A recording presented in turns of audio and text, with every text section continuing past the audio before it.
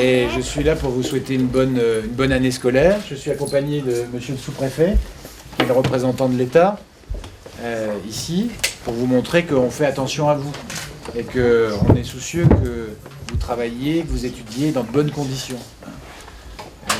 Voilà, ça c'est notre grande préoccupation. Et puis vous avez là monsieur Conroy, qui est un peu le chef de l'éducation nationale dans le secteur, et qui lui aussi se préoccupe beaucoup de ce que vous faites ici et de votre réussite. Alors là, vous m'avez peut-être déjà vu l'année dernière dans l'école. Non, pas moi. Pas toi? Si, Qui est-ce qui se souvient d'avoir vu monsieur Conroy? J'étais pas là, moi. Bah écoutez, je suis très heureux d'avoir fait cette visite de rentrée ici en compagnie de monsieur le sous-préfet et de monsieur le maire.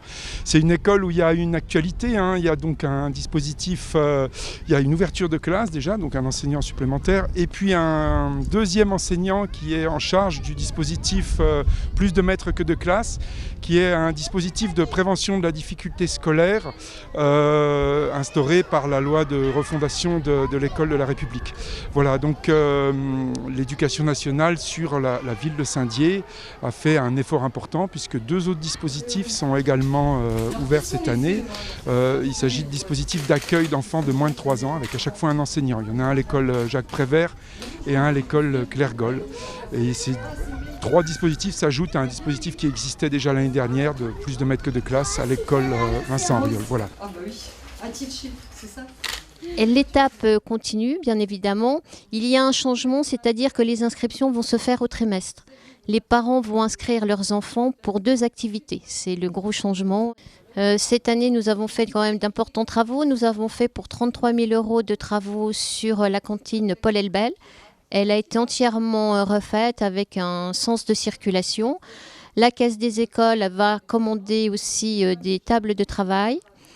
Nous avons aussi au niveau des investissements fait un gros effort sur l'école Ferdinand Bruno avec la réfection des sanitaires, plus tous les travaux d'entretien. C'est un budget qui est aux alentours de plus de 30 000 €. Il faut savoir que la Caisse des écoles a financé aussi du matériel. Tout à fait. Alors ce qui a changé, beaucoup de choses, je dirais, et peu de choses. On a eu des textes qui sont passés, des nouvelles lois.